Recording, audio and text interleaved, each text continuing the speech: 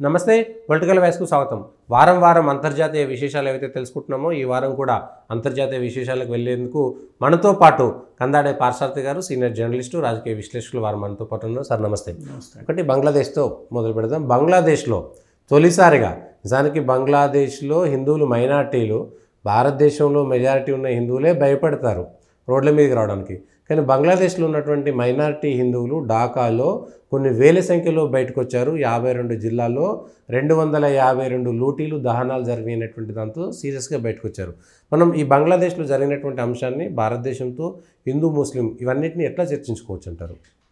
వేలాది మంది హిందువులు అంటున్నాం. బంగ్లాదేశ్ జనాభాలో 18% హిందువులు ఉన్నారు. అవును, మైనారిటీలు ఉన్నప్పటికి కూడా 18%, అదేం తక్కువ కాదు. అవును.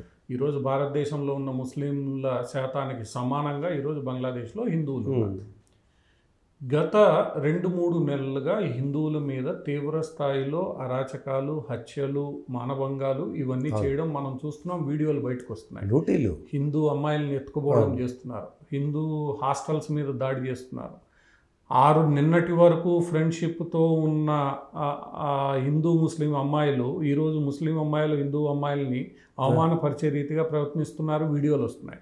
ఇంకొక సంఘటన ఇక్కడ జరిగింది ఏంటంటే, ఏ యూనివర్సిటీని ఉద్యమం కారణంగా ఇదంతా జరుగుతోందో ఆ యూనివర్సిటీ ఉద్యమంలో కీలక పాత్ర పోషించిన ఒక హిందూ విద్యార్థి నాయకుడు ఈరోజు కనిపించడం లేదు. ఆయన కుటుంబ సభ్యులు ఎక్కడున్నారో తెలియడం లేదు. అంటే ఆ విద్యార్థి నాయకుడు ఏమైపోయాడు, ఎందుకు అతను నిన్నటి వరకు అతనితో కలిసి ఉద్యమించిన వాళ్ళు ఈరోజు అతన్ని దాచిపెట్టేశారు. ఇవన్నీ ప్రపంచానికి ఈరోజు సోషల్ మీడియా బయటికి తీసుకొస్తోంది.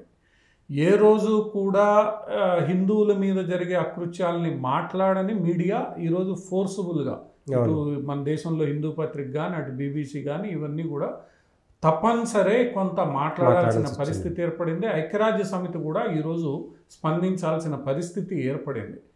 ఈరోజు అమెరికాలో కూడా 1-2-3 సెనేటర్లు హిందువులపై జరుగుతున్న అకృత్యాల గురించి మాట్లాడడం ప్రారంభించారు. ఇది ఒక రకంగా ప్రపంచవ్యాప్తంగా ఉన్న హిందువులు ఎవరైతే ఉన్నారో వాళ్ళందరూ కొంత తమ గలాన్ని విప్పే ధైర్యం చేస్తున్నారు. ఎందుకంటే ఈరోజు హిందువుల మనోధైర్యం పెరిగింది, వాళ్ళ యొక్క సంఖ్య లేదా వాళ్ళ యొక్క ప్రాబల్యం పెరిగింది. ఆ నేపథ్యంలోనే హిందువుల మీద జరుగుతున్న దాడులు ఇంకా తట్టుకోలేని పరిస్థితుల్లో బంగ్లాదేశ్ హిందువుల ముందు ఇప్పుడు రెండే ఉన్నాయి. ఒకటి తిరగబడ్డం, రెండోది ఆ దేశాన్ని వదిలి వెళ్ళడం. దేశాన్ని వదిలి వెళ్ళడం అనేది ఇండియా అంత ఈజీగా యాక్సెప్ట్ చేయదు. 18% హిందూ బంగ్లాదేశ్లో కనీసం 5% వచ్చినా తట్టుకోలేని పరిస్థితి భారతదేశం ఉంది. వాళ్ళని ఏం చేయాలి, ఎక్కడ పెట్టాలి అనేది తేలేదాకా ఏం చేసే పరిస్థితి లేదు. అటువంటి పరిస్థితుల్లో ఈరోజు వాళ్ళు తప్పనిసరి మమ్మల్ని కాపాడండి అని రోడ్డు మీదకి ఎక్కాల్సిన పరిస్థితి, రోడ్డు మీద వచ్చారు. మేము కూడా బలమైన సంఖ్యలో ఉన్నామని. సో ఒక ప్రజాస్వామ్య దేశంలో ఒక మైనారిటీలు అంత వేలాది మంది రోడ్డు మీదకి వచ్చినప్పుడే అక్కడ జరుగుతున్న అకృత్యాలు, వాటి వెనక ఎవరున్నారు, పాకిస్తాన్ జమాతే ఇస్లామీ ఏదైతే ఉందో, బంగ్లాదేశ్ నేషనలిస్ట్ పార్టీ ఏదైతే ఉందో అది ఉందనే విషయం స్పష్టంగా ఉంది. ఇక్కడ ఇంకొక సమాచారం కూడా ఈ మధ్యకాలంలో బయట వచ్చింది. బంగ్లాదేశ్ నేషనలిస్ట్ పార్టీకి చెందిన ఒక లీడర్ని రాహుల్ గాంధీ ఇంగ్లాండ్లో రహస్యంగా కలిశాడు అని ఒక వీడియో కూడా ఈ 2 రోజుల్లో బయటకు వచ్చింది. ఆయన రాహుల్ గాంధీ యొక్క మద్దతు కోరాడని, రాహుల్ గాంధీ మద్దతు ఇస్తానని ప్రకటించాడని, ఇవన్నీ కూడా ఈరోజు చర్చనీయాంశాలు. వాటిల్లో వాస్తవాలు బయటికి రావాలి.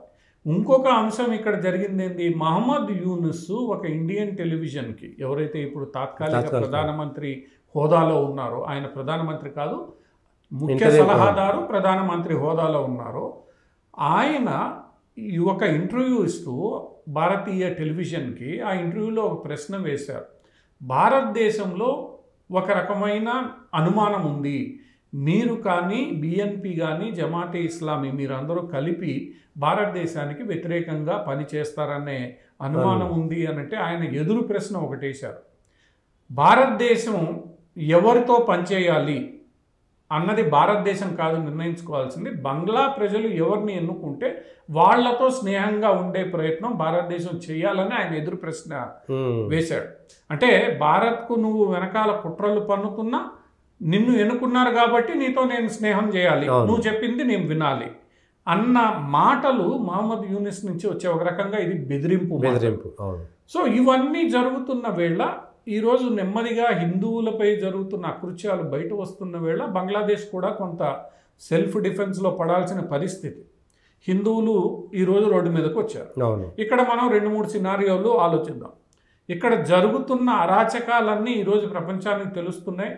ముస్లింలు ఎలా ప్రవర్తిస్తారు, నిన్నటిదాకా స్నేహితులుగా ఉన్న వాళ్ళు కూడా ఎలా ప్రవర్తిస్తారు అనేది ఈరోజు భారతదేశం అంతా చూస్తోంది, సోషల్ మీడియాలో ప్రపంచమంతా చూస్తోంది. సో భారతదేశంలో ఉన్న హిందూ ముస్లింల మీద కూడా ఇది ప్రభావం పడుతుంది. రేపు కొంతమేర హిందువులు కూడా ఇక్కడున్న ముస్లిమేతర జనాభా ఏదైతే ఉందో అది అర్థం చేసుకునే ప్రయత్నం చేస్తోంది. మనం పూర్తి వివరాలకు పోకపోయినా కొంత అర్థం చేసుకుంటుంది. రెండవ సినారియో ఇది జరుగుతుందా లేదా అన్నది మనం పక్కన పెడితే ఒక ఊహాజనితమైన సినారియోని మనం ఆలోచిస్తే 18% హిందువులు. ఆ 18% హిందువులకు భారత్ మీరేదైతే ప్రాక్సీ వార్ల పేరుతో భారతదేశం మీద కుట్ర పన్నే ప్రయత్నం చేస్తున్నారో భారత్ అదే ప్రయత్నం ఈ 18% హిందువుల్లో 2% తనకు అనుకూలంగా మలుచుకొని చేస్తే ఈరోజు బంగ్లాదేశ్ పరిస్థితి ఏమిటి అంటే ఇక్కడ నేను ఒక సినారియో, ఇది చాలా హైపోథెటికల్ సినారియో, జరుగుతుందా లేదా తర్వాత, కానీ ఎల్టీటీఈకి ముందు ఇందిరాగాంధీ మద్దతు ఇచ్చి ఏదైతే జరిగిందో అటువంటి సినారియో భారత్ ఈరోజు మరో ముక్తి వాహినిని అక్కడ క్రియేట్ చేసి మీరు చేస్తున్న అకృత్యాలకు వ్యతిరేకంగా వెనక నుండి రహస్యంగా మద్దతు ఇస్తే మీ బంగ్లాదేశ్ పరిస్థితి ఏంది? మీరు ఉల్టా ఆలోచిస్తున్నారు, నేను ఇంకో రకంగా ఆలోచిస్తున్నాను. ఇప్పుడు బంగ్లాదేశ్ని అడ్డం పెట్టుకొని భారత్లో మేము అస్థిరత చేస్తామని మీరేదైతే అంటున్నారో అదే వ్యూహాన్ని భారతదేశం అనుసరిస్తే 18% తక్కువ జనాభా ఏం కాదు. ఆ 18%లో 1% చేరదీసి ఆ 1% గొరిల్లా యుద్ధం వైపు మళ్లించి భారతదేశం కానీ ప్రాక్సీ వార్ స్టార్ట్ చేస్తే బంగ్లాదేశ్ పరిస్థితి ఏమిటి? ఇక్కడ జరుగుతున్నది ఏంటంటే బంగ్లాదేశ్ ముస్లింలు అనే పేరుతో భయపెట్టే ప్రయత్నం, బెదిరించే ప్రయత్నం ఏదైతే చేస్తున్నారో అదే ఈరోజు భారతదేశం చేస్తే ఏంది బంగ్లాదేశ్ పరిస్థితి? చుట్టూ బోర్డరు అమెరికా తీసుకొచ్చి మీరు పెట్టుకోండి బంగ్లాదేశ్లో, ఏమవుతుంది? గెరిల్లా యుద్ధానికి సహాయం ఇవ్వడానికి భారతదేశానికి చాలా అనుకూలతలు ఉన్నాయి బంగ్లాదేశ్ అన్ని అనుకూలతలు లేవు. ఒకవేళ భారతదేశం కూడా ఇలానే మీతో వ్యవహరిస్తే, ఏదైతే మహమ్మద్ యూనస్ గారు బెదిరించారో ఆ బెదిరింపుకి వ్యతిరేకంగా మేము ప్రాక్సీ వార్ స్టార్ట్ చేస్తే ఏమవుతుంది? భారతదేశ రక్షణ శాఖకు ఇచ్చిన దాంట్లో 1% నిధులు 1% ప్రాక్సీ వార్ కేటాయిస్తే ఏమవుతుంది? బంగ్లాదేశ్ ప్రశాంతంగా ఉండదు, బంగ్లాదేశ్ ముస్లింలు ప్రశాంతంగా ఉండరు, బంగ్లాదేశే ప్రశాంతంగా ఉండదు. బంగ్లాదేశ్ లో అమెరికా రాని, పాకిస్తాన్ రాని, ఎవరైనా రాని అంతర్యుద్ధం తప్పని పరిస్థితి ఏర్పడుతుంది. ఆ విషయాన్ని బంగ్లాదేశ్ వాళ్ళు కూడా గుర్తుపెట్టుకోవాలి. భారతదేశాన్ని బెదిరించడం కాదు. మహమ్మద్ యూనస్ గారు మాట్లాడిన తీరు, మేము ఎవరైతే ఇక్కడ ప్రజలు ఎన్నుకుంటారో వాళ్ళు ఆ ప్రజలు భారతదేశంతో మంచిగా ఉండాలని కోరుకోవాలి. మీరు కోరుకోకపోతే మాకు కోరుకోవాల్సిన అవసరం లేదు. It's as simple as that. ఈరోజు భారతదేశ ప్రభుత్వ విధానం, నువ్వు తప్పు చేస్తే నేను తప్పు చేస్తాను, నాకేం అభ్యంతరం లేదు. నువ్వు చేసే ప్రాక్సీ వార్, నేను ప్రాక్సీ వార్ స్టార్ట్ చేస్తే ఏమవుతుందండి? బంగ్లాదేశ్కి వేరే జలంతర్గాములు రాలేవు. భారత్ అడ్డుకట్ట వేస్తే వేరే సైన్యం రాలేదు. 1977లో అమెరికా దీన్ని పంపించే లోపలనే మొత్తం తేల్చవతలు బారేశారు. రష్యా ఈరోజు భారతదేశంతో ఉంది, మరి బంగ్లాదేశ్ ఏమనుకుంటోంది? సో ఇవన్నీ కూడా బంగ్లాదేశ్ని చూపించి ఈరోజు భారతదేశంలో ప్రతిపక్షాలు కూడా మోడీ ప్రభుత్వాన్ని బెదిరించే ప్రయత్నం ఏం చేస్తారు మీరు? ఓకే, మోడీ ప్రభుత్వం ఏం చేయదు. ఇక్కడ హిందువులు, ప్రపంచవ్యాప్తంగా ఉన్న హిందువులు కలిసికట్టుగా నిర్ణయం తీసుకుని బంగ్లాలో హిందువులకు మేము మద్దతు ఇస్తాం, ఆయుధాలు సరఫరా చేస్తాం, ఇంకోటి చేస్తాం అని నిర్ణయించుకుంటే, మీరు రెచ్చగొడితే ఆ నిర్ణయానికి హిందువులు, ప్రపంచవ్యాప్తంగా ఉన్న హిందువులు వెళ్తే ఏంటి పరిస్థితి? సో బంగ్లాదేశ్ కూడా అర్థం చేసుకోవాల్సింది ఏంటంటే ఇద్దరం బాగుండాలి, ఒకళ్ళనొకళ్ళు రెచ్చగొట్టే ప్రయత్నం మనం చేయకూడదు. అంటే ఇక్కడ దేశాలని రెచ్చగొట్టే ప్రయత్నం ఒకటి, అక్కడ ఉన్న హిందూ సమాజాన్ని భయపెట్టడం ద్వారా ప్రపంచవ్యాప్తంగా ఉన్న హిందువుల్ని భయపెట్టడం ఒకటి.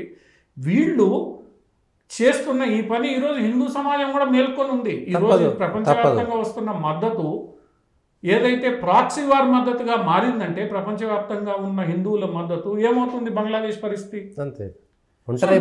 ఈ విషయాన్ని మనం ఏదైతే కొన్ని దశాబ్దాలుగా చేస్తూ భారత్ని అడ్డుకట్టేస్తాం లేదా హిందువుల్ని బెదిరిస్తాం అనుకుంటున్నామో అదే హిందువులు ప్రపంచవ్యాప్తంగా ఉన్న హిందువులు ఎదురు తిరిగి చేస్తే బంగ్లాదేశ్ పరిస్థితి ఏమిటి?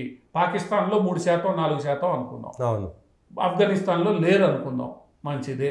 కానీ బంగ్లాదేశ్ అట్లా కాదు కదా, చుట్టూ హిందూ దేశం. నీ దగ్గరికి ఒక ఓడ రావాలంటే నా నౌకాదళాన్ని దాటి రావాలి. నీ దేశానికి బార్డర్ 18% అక్కడ హిందువులు మైనారిటీలు ఉన్నారు. మరి ఎంత సులభం అక్కడ అంతర్యుద్ధాన్ని క్రియేట్ చేయడం? అందువల్ల ఏంటంటే బంగ్లాదేశ్కి మద్దతు ఇచ్చే వాళ్ళు అర్థం చేసుకోవాల్సింది ఏంటంటే మేమేదో హిందువుల్ని బెదిరిస్తాం, మేమేదో భారతదేశాన్ని బెదిరిస్తాం అనుకోకుండా హిందువులు, జాగృతమైన హిందువులు ఎదురు తిరిగితే ఏమవుతుంది? ఈరోజు వేలాది మంది వచ్చారు, దాంట్లో 1% మద్దతు ఇస్తే ఏమవుతుంది? బంగ్లాదేశ్ ప్రశాంతంగా ఉంటుందా? ఉండదు. ఆయుధాలు ఎన్ని కావాలి బంగ్లాదేశ్కి? ఎవరైతే నేను ఒక హైపోథెటికల్ సినారియో జరగాలి, ముందుకు పోవాలి, ఇదేదో ఆలోచన అని చెప్పట్లేదు. ఆ 1% ఆయుధాలు ఇస్తే ఏమవుతుంది? మీరు కత్తులు కటార్లు పెట్టుకుని బెదిరించే ప్రయత్నం చేస్తే AK-47లు సప్లై అవుతాయి. ఏం చేస్తారు మీరు? వాడు ఎట్లా చావడానికి సిద్ధం? 100 మందిని చంపి చస్తాడు. చంపకపోతే వీడు చచ్చిపోతాడు. నువ్వు ఏదైతే భయపెట్టి ఒత్తిడి తెచ్చి అక్కడ హిందువుల్ని నా దారికి తెచ్చుకుందామని లేదా ప్రపంచ హిందూ సముదాయాన్ని బెదిరిస్తామని చూస్తున్నావో అది మంచిది కాదు. ఈ రోజు హిందూ సమాజం బెదరడానికి సిద్ధంగా లేదు. ఇది భారతదేశంలో ఇది అందరూ అర్థం చేసుకోవాలి. హిందువులు ఒక పద్ధతి ప్రకారం మన ఇల్లు మన దేశం చూసుకుంటే చాలు, మన వివరాలు అనుకున్నంత వరకే బంగ్లాదేశ్ ప్రశాంతంగా ఉంటుంది. ఏ రోజైతే హిందువులు ఆ బాటని వీడుతారో ఆ రోజు బంగ్లాదేశ్ ప్రశాంతంగా ఉండదు. చాలా సులభం కూడా. అదేమి పాకిస్తాను ఆఫ్ఘనిస్తాను కాదు, చుట్టూ హిందువులున్న దేశం. త్రిపుర దగ్గర నుంచి అస్సాం నుంచి పశ్చిమ బెంగాల్ వరకు నీకు మద్దతు కావాలి అని అంటే నా నౌకాదళాన్ని దాటి నువ్వు వెళ్ళాలి. అంత సులభం కాదు. ఆ విషయాన్ని బంగ్లాదేశ్ కొత్త ప్రభుత్వం అర్థం చేసుకోవాలి. ఇది కేవలం నేను బెదిరించేది కాదు, నేను కూడా వాళ్ళతో కలిసి పనిచేయాలి. భారతదేశంలోని హిందువులతో బంగ్లాదేశ్లోని హిందువులతో మంచి సంబంధాలు కలిగి ఉండాలి అనే ఆలోచన అక్కడ కూడా ఉండాలి. ఆ ఆలోచన లేకుండా మేమేం చెప్తే అది నువ్వు చేస్తావని మహమ్మద్ యూనిస్ బెదిరించినట్లు నువ్వు చెయ్యాలి అని బెదిరించినట్లు చేస్తే మటుకు దీర్ఘకాలంలో బంగ్లాదేశ్కి భారతదేశానికి మధ్య ఉన్న సంబంధాలు పూర్తిగా నాశనం అయితే ఇబ్బంది భారతదేశానికి కాదు. నువ్వు ప్రాక్సీ వార్ చేస్తే నేను ప్రాక్సీ వార్ చేస్తాను. అంతే. దానికి సిద్ధంగా ఉండండి. సిద్ధంగా మీరు ఉంటే ఏం చేస్తారు? ఇది ఒక రకంగా మనల్ని ఏమంటారు? ఈరోజు మీరు తీవ్రవాదాన్ని ప్రోత్సహిస్తే నేనేం ప్రోత్సహించట్లా, నువ్వు మాట్లాడిన దానికి నేను సమాధానం చెప్పాల్సి అంటే నన్ను చంపుతూ ఉంటే నేను చూస్తూ ఊరుకోవాలన్నా? నా ఆత్మరక్షణ, నా సెల్ఫ్ డిఫెన్స్ అనేది నా రైట్. అది హిందువులకు కూడా ఆ రైట్ ఉంటుంది, కాపాడుకోవాల్సిన బాధ్యత ఉంటుంది. నువ్వు నన్ను సరైన పౌరుడిగా చూడనప్పుడు ఈరోజు ఏదైతే మీరు ఎదురు తిరిగారో ఆ ఎదురు తిరిగే హక్కు నాకు కూడా ఉంటుంది. ఈ విషయాన్ని బంగ్లాదేశ్ ప్రభుత్వం కొత్తగా పార్టీలు ఇవన్నీ కూడా అర్థం చేసుకోలేదు. పాకిస్తాన్ మద్దతు ఇస్తోంది, అమెరికా మద్దతు ఇస్తోంది, వీళ్ళందరూ వచ్చి మేము కూర్చుంటామనే పద్ధతి కాదు. శ్రీలంకనే ఏమీ చేయలేని పరిస్థితుల్లో పడిపోయింది, ఏం చేయలేరు కూడా. ఈ బంగ్లాదేశ్ అంతకన్నా భౌగోళికంగా చుట్టూ భారతదేశం ఉన్నది. శ్రీలంక అన్న ఒక పక్క ఉంది. శ్రీలంకకి ఎవడైనా అంతర్జాతీయ వాటర్స్ నుంచి నేరుగా రావచ్చు, కానీ బంగ్లాదేశ్కి వెళ్ళాలి అంటే అండమాన్ నికోబార్ దాటి రావాలి, మయన్మార్ దాటి రావాలి. మయన్మార్కు ఆల్రెడీ రోహింగ్యాల విషయంలో బంగ్లాదేశ్ మీద కోపం ఉంది. ఎక్కడి నుంచి వెళ్తారు? అటు మయన్మార్ ఒప్పుకోదు, ఇటు భారత్ ఒప్పుకోదు. ఏం చేస్తారు మీరు వాణిజ్యం? ఈ విషయాన్ని బంగ్లాదేశ్ కూడా గుర్తు చేసుకోవాలి. ఇది చేసుకుంటే అది కరెక్ట్గా ఉంటుంది. లేదనుకో నీకు ఈ బెదిరింపులు అనేవి అయితే భవిష్యత్తులో సాగవు.